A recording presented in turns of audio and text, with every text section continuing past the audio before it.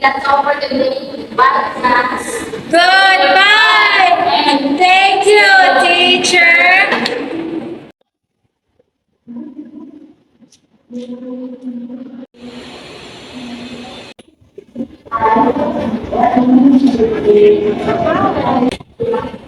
Excuse me, madam. Can I talk to you?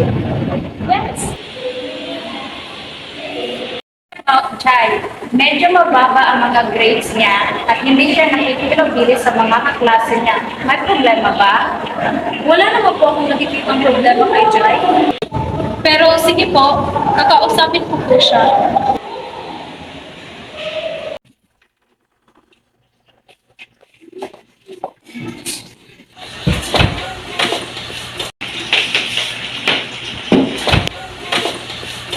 Jai, can I talk to you?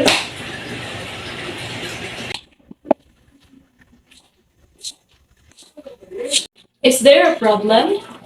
I'm so sorry, Mom. It's because I'm struggling to understand the lessons here.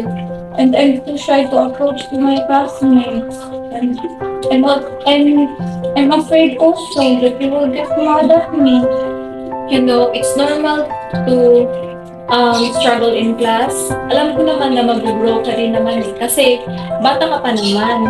Normal lang naman yun sa isang batang katulad mo. And I know na mag improve ka naman along the way, di ba? So, what do you think? Gusto mo bang i-tutor kita sa mga lessons na hindi mo nakuha, anak?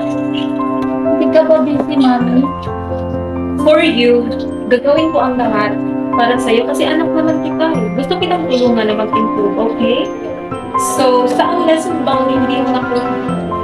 Ito po.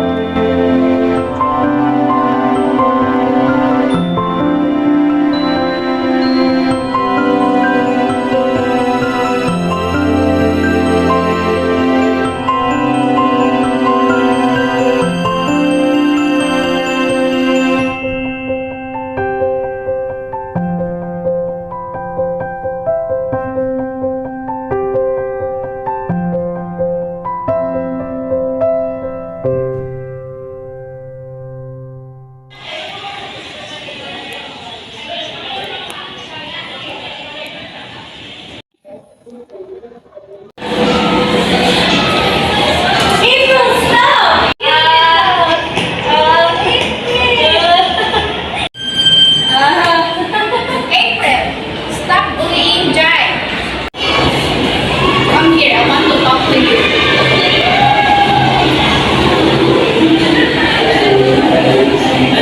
April, can I talk to your mom?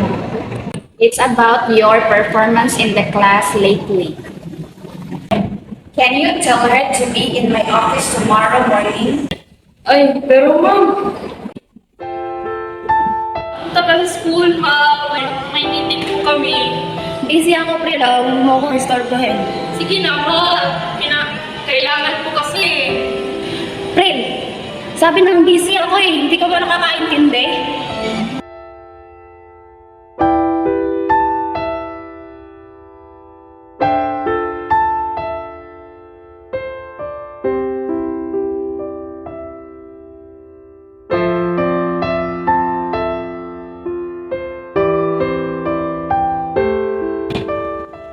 Sige ma'am, I'll try. Okay, class, please study because we'll be having an exam tomorrow. Let's call it a day. Goodbye, class. Goodbye, teacher! My mom won't help me anyway. I got this. Alam ko naman tuturuan ako ni Mama later.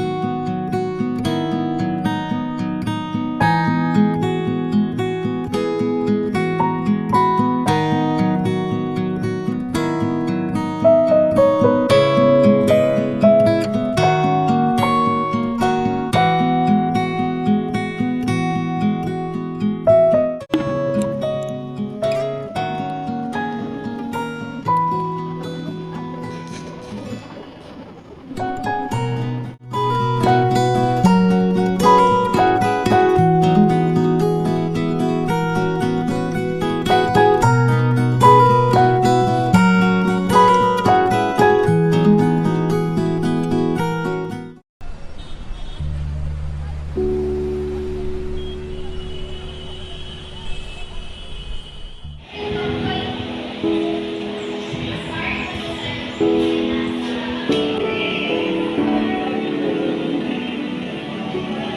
so proud of you, anak. Thank you, Mommy. Dahil naman sa iyo yan eh. Kasi palagi mo akong tinuturuan at palagi kang nandyan sa akin. Thank you, Mommy.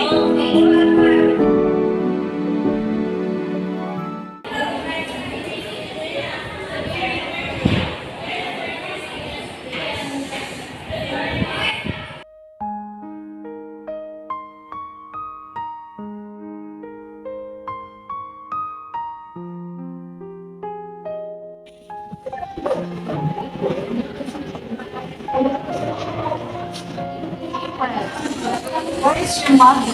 Bakit hindi siya dumalo sa birthday mo?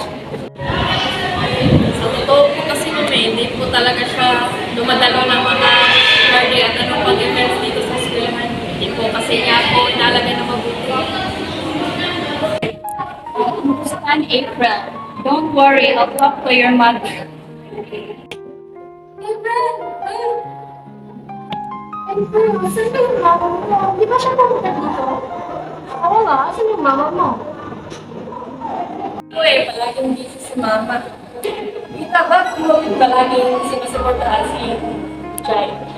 Kaya sinusuportahan ko ang anak ko dahil gusto kong mag-grow siya as an individual na ma-improve at ma-enhance ang mga skills niya pagdating ng future at magagamit niya ito ng maayos. Gusto ko siyang lumaki na maging mabuting tao, may respeto sa sarili, at may respeto din sa kanyang mga kapwa.